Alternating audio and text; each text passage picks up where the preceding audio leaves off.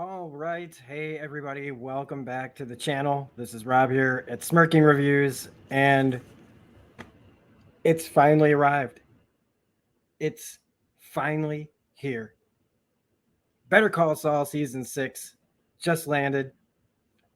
Millions probably watched, and we're here to talk about it. I know that so many people have been chomping at the bit. I don't overly express myself about how excited I am for returning shows all the time. I've kept my mouth mostly quiet up until the last couple of days, even talking about Better Call Saul's return, because it's been gone for so long and I've been so busy and so many things have been going on in the world. And I've been talking about so many other things and been on other channels and done so much. And it just feels like, holy crap, like it's actually here.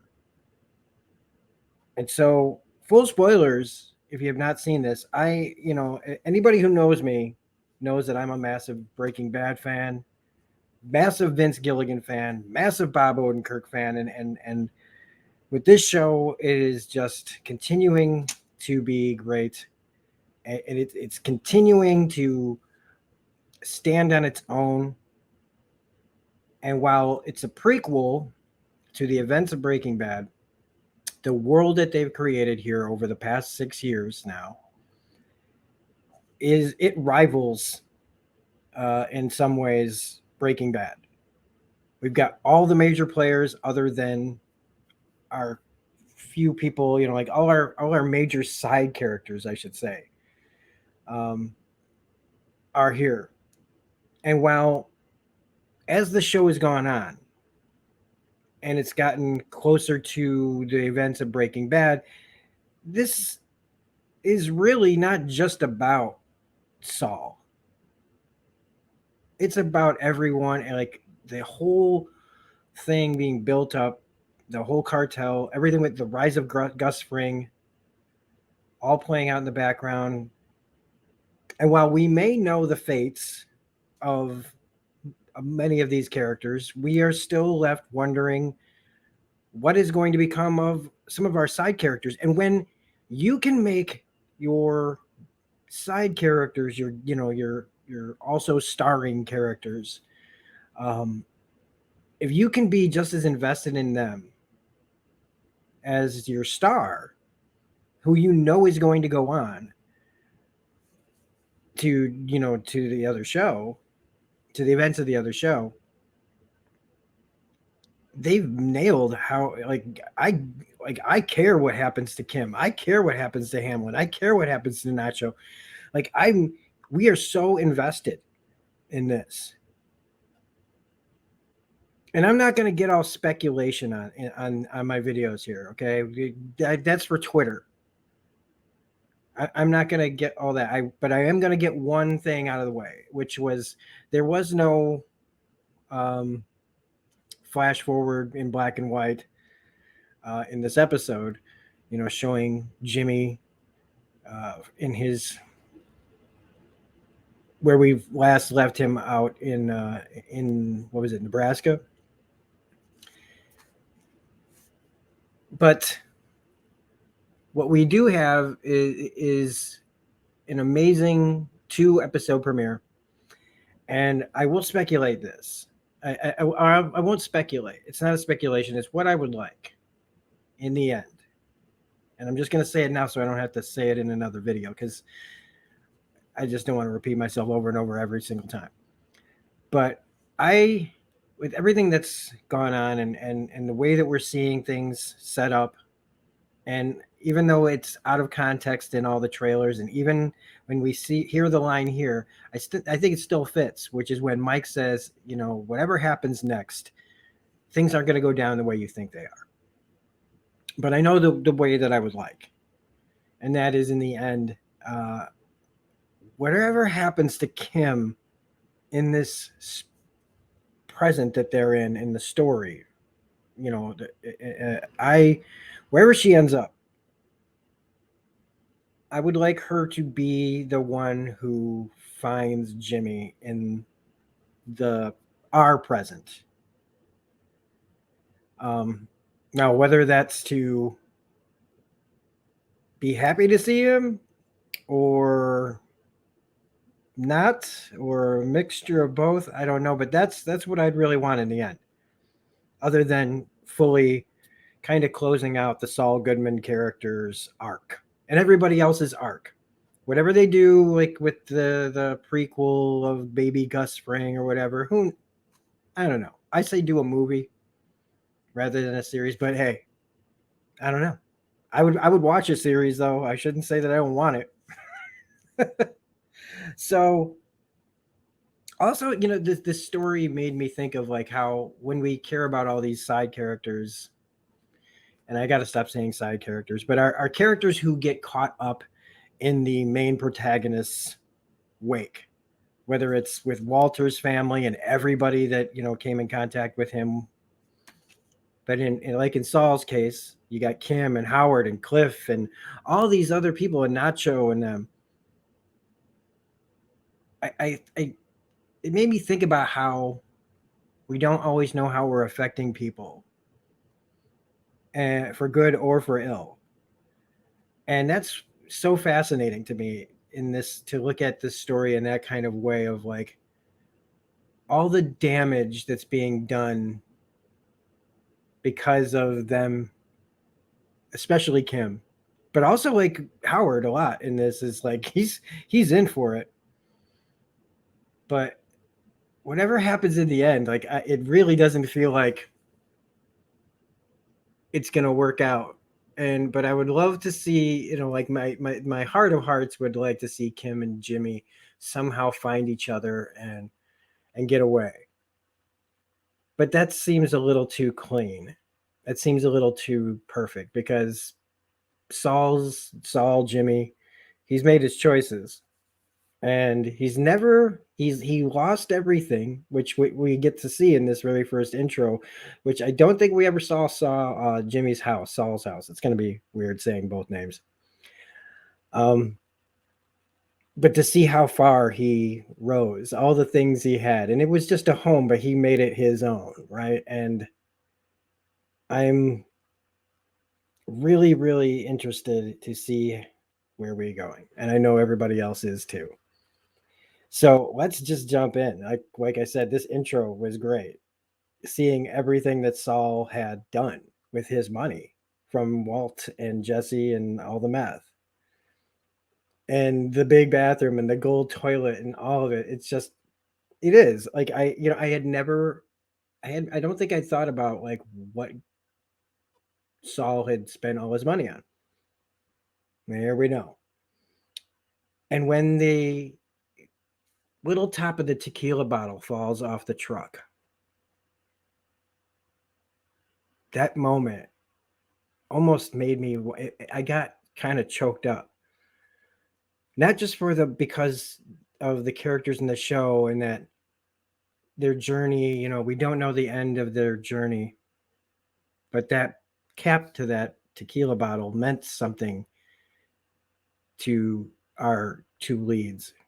I consider Kim a lead basically at this point, shouldn't I? How it ends up in the gutter.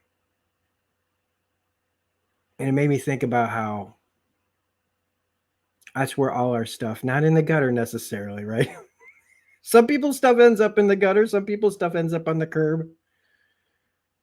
But like the whole nothing is permanent. And sometimes, all your stuff when you're gone ends up either in the trash or given out to family members or taken away. Just if you leave stuff in a place, just taken away and gone. And there's something that I can't even put my finger on of how sad that is. That little moment and what it means. I don't know. But we start with Nacho being on the run. And also, I should bring up, now that we're 10 minutes into this, I gotta come clean about, like, not come clean, but just admit that my reviews are also pretty big recaps and reactionary. Like, I'm not filming myself reacting to the show or to the trailer, and I'm not showing you clips that are like, and now if you look really closely, you'll see that there's a a little Easter egg. I'm not doing any of that, but I got to admit that I am doing a lot of recapping in my videos. I don't think I've ever said that.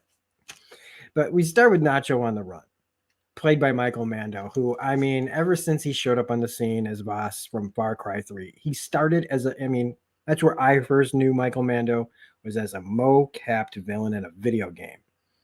And he has gone down to be one of the most memorable video game characters of all time. And I know that he's the character of Voss is returning as a playable character for Far Cry 6. And I think they did mocap and more stuff with him as it. So that's look for that. But I also remember how good he was on like shows like Orphan Black.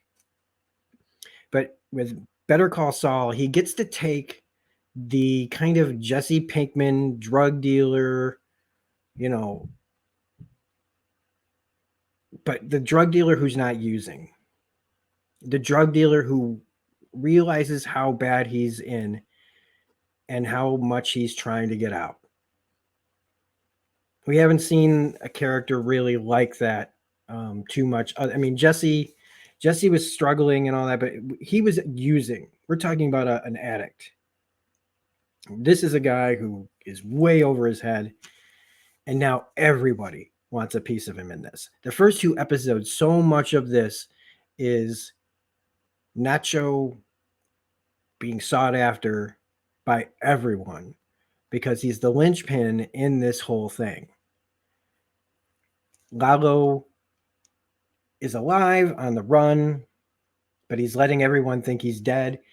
The scene that's in the trailer where the guy splashes the water on his face and he looks like Lalo, what a great moment to put in the trailer, because when you actually get the context and when we see what that scene was going to be, wow, it made me think just slightly. And I'm just saying what they made me think of. I'm not saying that they are these things. Also, I am back in my Better Call Saul shirt. It's been a while. I haven't worn this in a while. That scene, it made me think of the first scene in Inglourious Bastards with Christoph Waltz going into the home and with his soldiers and everything and talking to the guy and knowing that something awful was about to happen. That's what I felt when Lalo went into that room, went into that house, and he's sitting here all nice and he's drinking their coffee. And as soon as he says to the husband, keep the mustache and the soul patch, I was like, oh, he's dead. These people are all dead. He's going to use that guy's body to fake his own death from even his own people so that he can get away and come back and get his revenge on Fring and everybody that tried to kill him. And it's just really, I was, these first 2 episodes, and maybe it's just because I haven't seen the show in a while. I did watch the finale again. I did just also rewatch the entire series about a month ago. But I was like intensely rigid throughout almost all of these 2 episodes. I watch a Marvel show, I watch a Star Wars show. It's all fun and entertaining and whatever. And I like that stuff. But this is the stuff that I really, really love. That tension, that where it grips you with fear and uncomfortability until something happens, something gives. And in these shows, they always deliver. And that's why I don't like to speculate, because speculation keeps me always going, okay, what if this happens and this can happen and this can happen and this can happen? Instead of just letting it all play out organically and getting yourself sucked into that tension so that you're so engaged that when whatever happens, there's this satisfaction of relief or horror, depending on what happens, that you just don't get in most television or movies, to me, that is like this. And this is like, but this is more, like, I love this writing in this show and how they can continually make you feel on edge. Because to me, like, when you over speculate, you take away all the you're taking yourself, you're not putting yourself fully in the moment, because you're always thinking about, I hope this happens and I hope that happens. If you let things if you just sit in it, as uncomfortable as it can be, is so much more satisfying. I know that's a weird segue to talk about this, but okay. So the next thing we saw was Kim. The last time we saw Kim, she was finger gunning it. Not, Jimmy not knowing for sure if she's serious about going after Hamlin. Also, 2 points for Kim for nailing it with the mug into the garbage. But no, I mean, at first Jimmy thinks that everything is, we're just okay. She probably just, we were blowing off steam. But meanwhile, we switch over to the crime scene at Lalo's compound, where the scariest brothers in Breaking Bad universe show up as usual. I swear, these guys really don't age. They don't age. Feels like Gus, Giancarlo doesn't age. Feels like Mike hasn't aged. It feels like they just stepped right out of their roles. I mean, but I don't want to talk about that because I could say, oh, well, of course, Bob Odenkirk definitely looks older than he should, but I just don't care. But they show up, they see the burned body. So not only did he kill the wife, not only did he kill the husband, he burned the body. All this to cover up his death. Even to Bolsa, even to Eladio. And in this scene, when they're talking to Gus about his death, he just oozes menace. His mercs are dead. He's hearing all this, but that it was a success. All my men are dead, but Lalo's dead too. So that's all it's supposed to be. Like, Lalo forced the guy to talk and then killed him. And for other people, that might be good enough. But we know that, like so many of our characters in this show, they are capable, they are resourceful, they are sometimes smart. Characters like Gus are insanely smart. They're all about the details. They're all about the feelings. They know people. And Gus is like not buying it right from jump, because he wouldn't. That character wouldn't. If he was under those circumstances, he wouldn't. Meanwhile, Mike is continuing to cheerlead for Nacho because Mike may be involved in criminal activities, right? But for so much of what he's been doing, he's been trying to, as he's sucked further and further in, he is really trying to it's like almost his job is almost to save people's lives from Gus, save people from his boss, like to always try to make sure Gus picks the lowest body count option.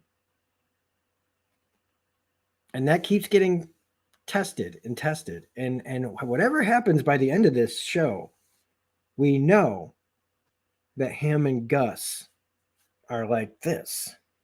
So I don't know what happens again. What is going, and here I go. See, I am trying not to get down that speculative road, but there are questions. I'm just not going to ask any of them. I'm not going to continue down that road. I'm going to let it happen. We also know how Gus feels about loose ends. So there's that. Now, we have the cops.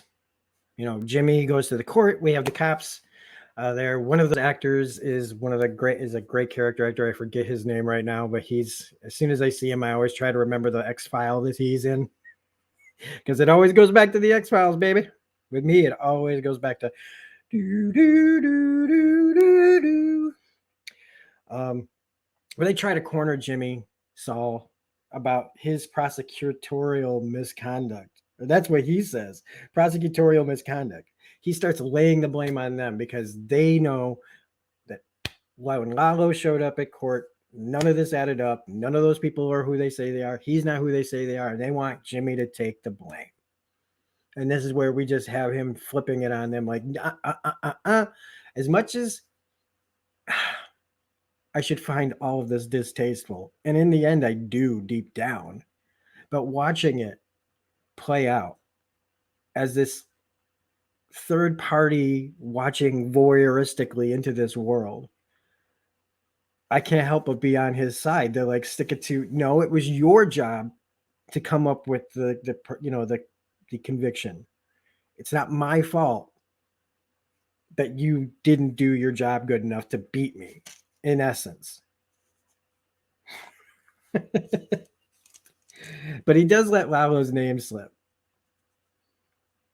Now, in the restaurant after this, when Kim's talking about her story about her case, and that there's this poor kid who's caught up in this robbery by this rich kid, and the more and more that Kim goes on, like, talking about what she wants to do with Hamlin, talking about her cases, her tone about how she separates the poor kid from the rich kid, it leads me like to almost think about how she's going to handle this case. She keeps pounding at home that somebody else is getting screwed over by the rich guy. And I could totally see her planning something on the rich kid. And she's also the one who's talking about Saul Goodman's car and how it should be. Like, she's coming up with so many ideas for him. He needs his cathedral of justice, which I love that line. But this is where Jimmy finds out that she's really serious about going in on after Howard. The first move against him. And they want to start with Cliff Main. And the details again, how she's so smart. Like, Jimmy's smart. Jimmy knows a lot of scams. He knows those scams that he's been doing. He knows all the little sneaky ways to do things. But Kim's sneaky with the law. And so you get the two of these people together. And like, while the first episode is called Wine and Roses, you got Carrot and the Stick. And I'm just going to skip to it right now. Jimmy's the carrot. She's the stick. And together, oh my goodness, unstoppable almost. When she starts talking about, we have to have pace. We can't go too fast. We can't, if we do too much right away, they'll catch on. They'll see what we're doing, blah, blah, blah. It's so great. We have to have reasons. She's fucking brilliant. And Rhea Seehorn is this actress that I don't see enough of.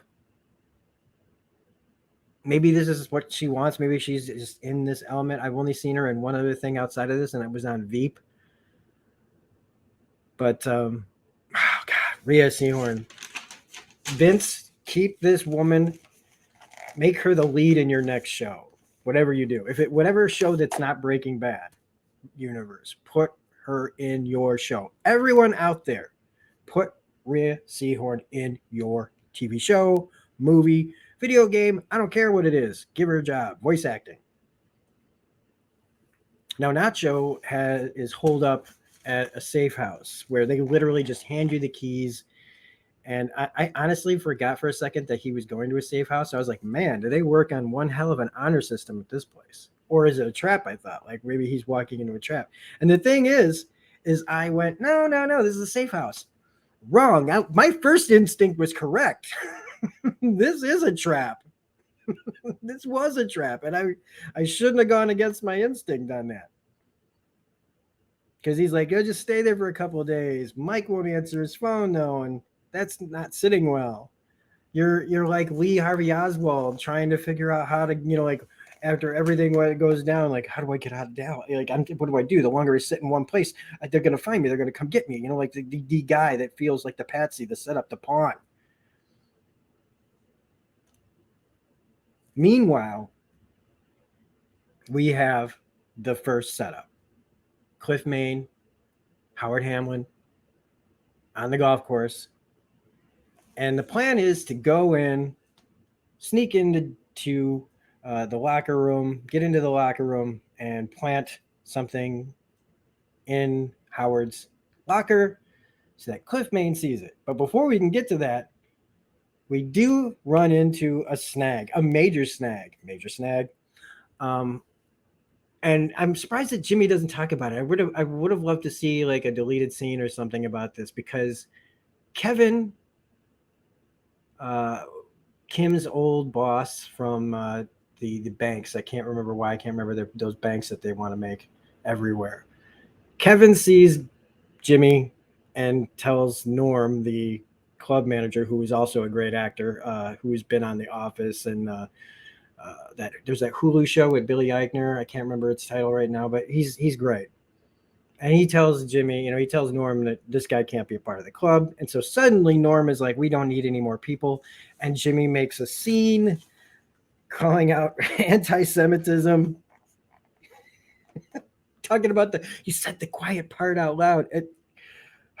These are the scenes, man. These are the scenes where I've been loving Bob Odenkirk since like all the way back to the Ben Stiller show. He just excels at this kind of stuff. If you haven't seen Mr. Show yet, go watch Mr. Show on HBO. Get your Bob Odenkirk from the mid '90s fix. Oh, holy God, you will see so many interesting things that Bob Odenkirk is capable of.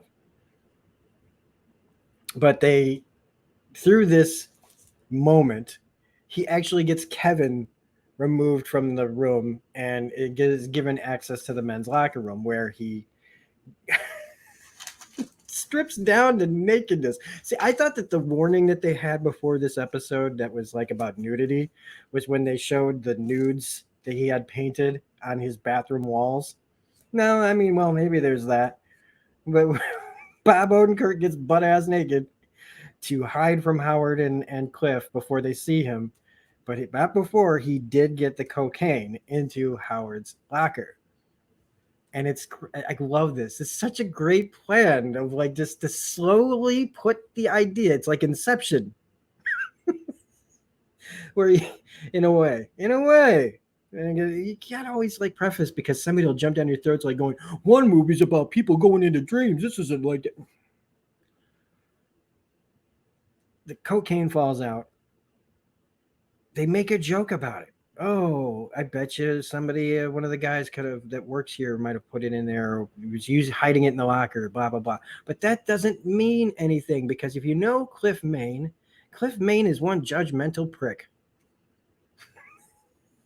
But I mean, in the case if you actually did think that somebody was, somebody that you work with might be on cocaine, Howard's the kind of guy who's going to jump to that conclusion quietly, professionally. He's not going to just come out and accuse you. He's going to do it with following the law and being super respectful. But the idea is there anyway. And that was the whole plan anyway, was to put that one little seed of doubt into Howard's brain, so that when something else comes down the road, they will have the moment that Howard will go to and go, it's probably nothing, but I wouldn't be a good lawyer if I didn't follow up on this. Now, meanwhile, we got Lalo trying to get over the border. He realizes after calling Hector, he's like, it was the chicken man, and Hector going all the way using the alphabet thing, which again, so many shows would probably just cut away from that, but no, we go right in. Yes, they do kind of do almost like a montage cut to show that we can't actually sit here and go through the whole alphabet. But they have, man. They've run the Family Guy gag with this before, where they just go for it and go down the list, especially where was that where he was trying to type in "go fuck yourself" or something. But he's asking for proof. They want proof. We don't want to just kill. We can't just kill the chicken man. We need proof. And Lalo knows where it is. And the proof, of course, is Nacho. So you've got Hector and Lalo and their guys all trying to get their hands on Nacho, because if they can find him alive, they can bring him in and prove to Bolsa and Eladio that Gus Fring's behind it all. And so since we know that probably isn't going to happen, it only just leads you down that more tense field thinking of, well, then how do they find out? And I just can't wait to find out how it all happens. Now, when we open the second episode, we've got the meth addict girlfriends of Nacho hanging out. They remind me of like female versions of Badger and Skinny Pete. But they get come in there, and Mike again. He could just throw them out. They could just kill them. But Mike offers them money, but then also says, "Do whatever you're going to do very far away from here, and never come back." And you kind of have to be like that to those kind of people that are just they're they're only thinking in drug world. They found a little nest. They've been they've been sitting there basically, they're squatting because and just they could say that Nacho lives here and they're his, been given permission, but like, it's almost like you really have to. It would have been easier to just kill him in some situations, and I don't mean that like they should be killed. I'm just saying that in most cases, I think that the people that would do the thing that they're doing would just kill the girls. But they find the IDs of his dad and his. Meanwhile, Jimmy's running ad ideas like the commercials that you see on TV of like, "Have you been in an accident?" But they quickly move into the next phase of going after Howard, where they have to come up with an idea. The next part has to be where they go to Cliff Main and they have to get him to want to take a case or want to take a meeting. He wants to hear something so interesting that he can't help himself but to take the meeting to hear somebody out on it, but not enough to take the case. So as she puts it, you have to pull them in and then repel them. So how do you do that? You go and okay, quickly before we do, we got to talk about the Lalo's autopsy and the dental records. Dental records? I don't know. Maybe dental records down there aren't as good, but maybe I guess they probably. If anybody knows about how they would fake the dental records or how they would think Lalo's dental records match this guy's, somebody let me know. There's got to be somebody that'll tell me this. How'd the fire start?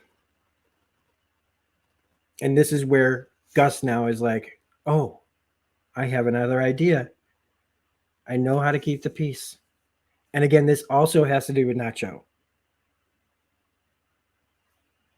Now, this is where we get our return. And I had to, and I probably should have waited till the episode was over. I admittedly should have waited till the episode was over because while it's on live, tweeting at somebody is a little spoilery, not even a little. It is major spoilery, but I was so excited to see Julianne Emery back as Betsy Kettleman. I'm a massive Julianne Emery fan. Preacher and freaking she was on Fringe, she was on Catch 22. She's great. She's a great character actress.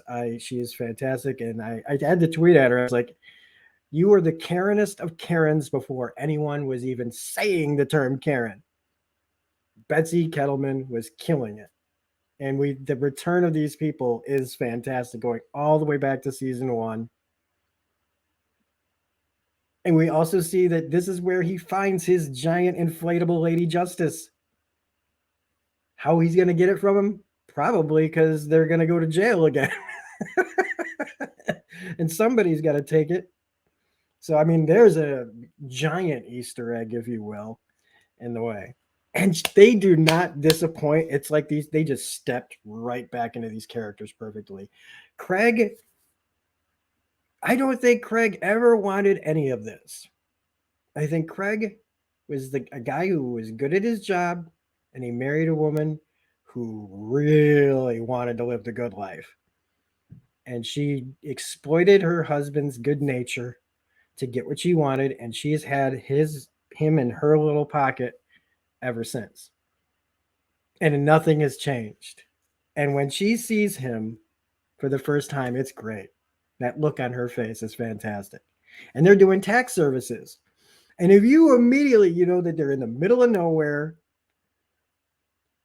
with the giant Statue of Liberty on the side of their house, but in the middle of nowhere doing taxes for the locals so that they can cash the checks at the local casino, you know that this is not on the up and up. This is not on the level. And even poor Craig, he forgets who's in charge for a second. Our kids are in public school. But he tells them that we could have a very big civil suit for you if your lawyer was impaired. Talking about Howard, how he was energetic and upbeat. Ooh, I think people on cocaine are energetic and upbeat. He's clearly talking to people that have never done coke. The energy part's right, but I'm not speaking from experience. I'm speaking from I've seen it, but still uh, trying to get them to believe that if they take if they sign on with him, they'll go after and exonerate Craig because Howard was on coke during the trial. I love that she calls him a crookedy crook. He's a crookedy crook. It's like, what the hell are you? Oh my God, I love this character because she's so. There are so many people like her, but you can't just play this character like that. You have to find it. And boy, does Julianne Emery find this character. But of course, they tell him, oh, also the term devil's dandruff made me laugh out loud. But they play right into his hands. They fire him and then they bring him back, right? They know that they can't just let him off the hook, but they sign it, they fire him, and he knows exactly what they're going to do because it's just like what they did the first time. Some people never change, and some people, in order to change, really need a brick upside their head. So they go to the Cliff Main instead because before they went to Howard, and they get to tell their story, and they're very on top of it. They think they've got it in the bag, but all they're really doing is giving Cliff more information about Howard to make him distrust him. And so when he, of course, doesn't take the case, this is Howard Hamlin we're talking about. My buddy, we play golf. He is a pillar of the legal community, which leads them to have to go right back to Jimmy where it was always going to end up. And it's like what I say about people getting caught up in the wake of all this. They don't even know that they're not making their own choices in a way. That they're being their failings as people are being puppeteered by people smarter than them. Mwah. Now, Fring visits Hector. And I mean, you get Hector Salamanca and Gustavo Fring in a room, and it's always going to be gold. And we get a scene that is reminiscent of their final scene together, the final scene of these two characters. If you haven't seen Breaking Bad, and I'm going to spoil something a little bit here. So this is for the people who know what I'm talking about, that have seen the whole thing. When Hector reaches out to shake Gus's hand, and he has that look on his face. Now, in the very last moment these characters have in their lives in Breaking Bad, we have a very similar moment, except instead of the look that goes from this to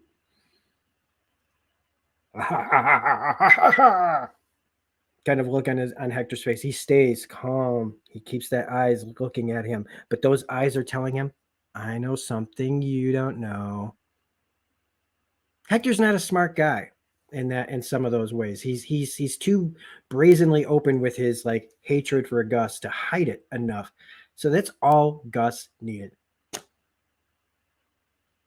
And he knows that Lalo is still alive, which now has to go, okay, now we might have to rethink our position, which really causes Gus to be as openly stressed out as you will ever see him.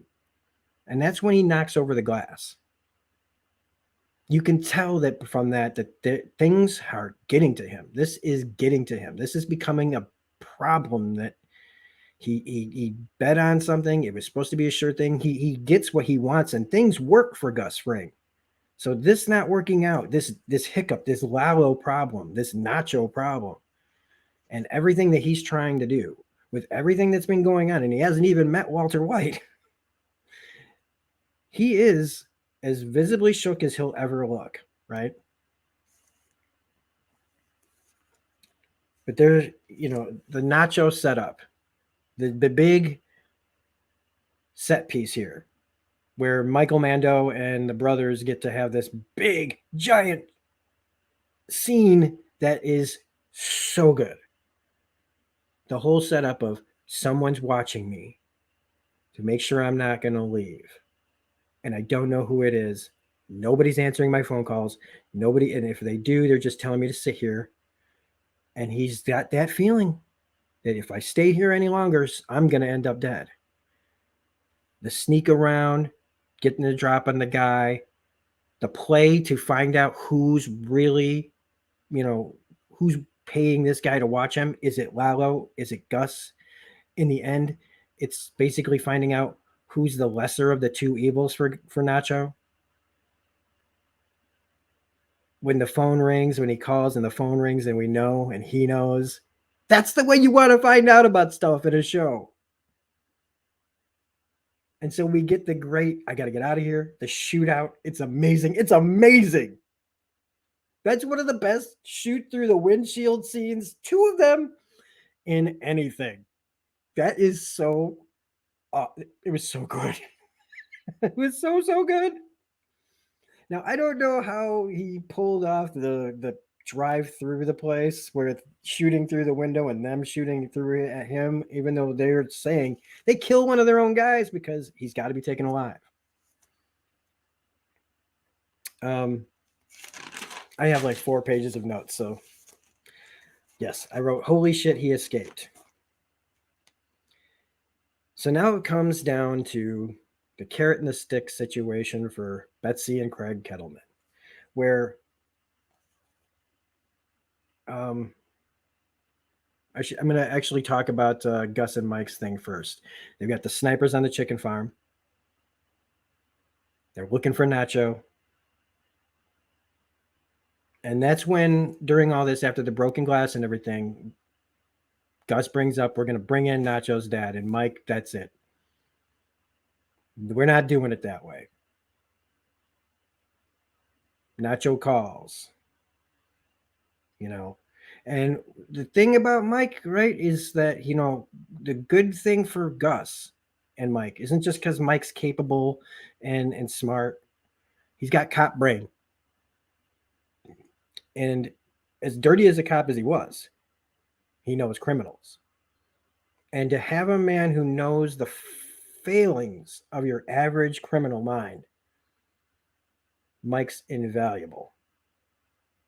And so him with a gun to his head, basically going, however you think this is going to go, it's not going to go the way you think it is. We are left there wondering what they're going to do. Which, I imagine is just figuring out a way to bring Nacho in before Lalo can get to him. Or before anybody can get to him. Because he's on the phone and he wants to talk to Gus, and that's where we end it for them. Now we get the carrot and the stick moment to close this out. And, Betsy's, the way she's talking to him about whatever you're doing with Hamlin, that whole thing, she's right on the money. And like I said, Betsy's, but it doesn't mean that she's that stupid to not see what's really kind of going on. And that's what I mean. These are all people that are resourceful in their own way, are capable in their own ways, are smart in their own ways. And Betsy Kettleman can smell a scam because she's a scammer. And so the whole deal is to exonerate Craig. And hey, take the money. We're gonna do this case. And no, they push and they don't want to do it and they don't want to listen and blah blah blah. And so when the carrot doesn't work, out comes old Kim Wexler, the big stick of this scene where she calls one of her close friends that knows her, that wants to have her over for dinner. She sells, she's not just bullshitting.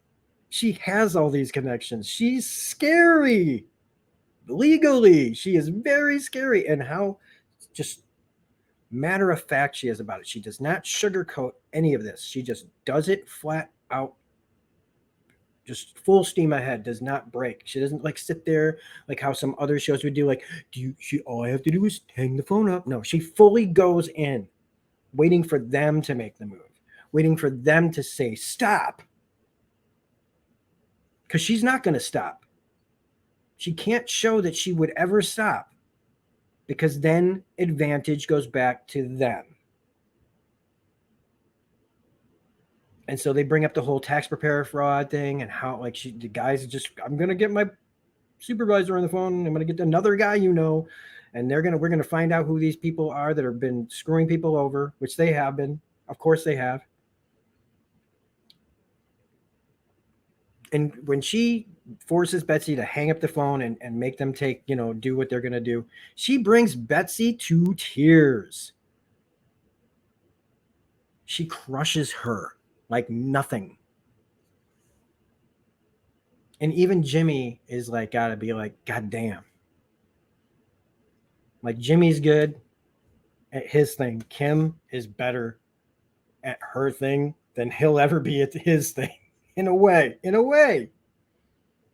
And as they drive away, who's in the car? Who's watching? Don't know. Maybe it's Lalo. I don't know. But that's where we leave it off. And I mean, 2 hours of nonstop tension. Great writing, great action, great acting. All the shots, the way that they film this show, the music and everything. When Better Call Saul is on TV, it's the best show on television, on anything, in my opinion. And all right, I know there's a ton of shows, and there's probably some show that's better than this that I don't even know about, that's like on some, buried in some network somewhere, like show like Severance or something like that is pretty good. But for my money, when this show's on, this show's the best thing on TV. Period. And if you like what we're doing here on the channel talking about this, next week it's only one episode, so it's not going to be as long as this is. It's a long video, everybody. Hope you like it. So we'll be back next week for more Better Call Saul. So don't forget to hit the like button and subscribe and all that jazz. Otherwise, this is Rob saying it's great to be back with more Better Call Saul. I'll see you next week. Have a great day, everybody.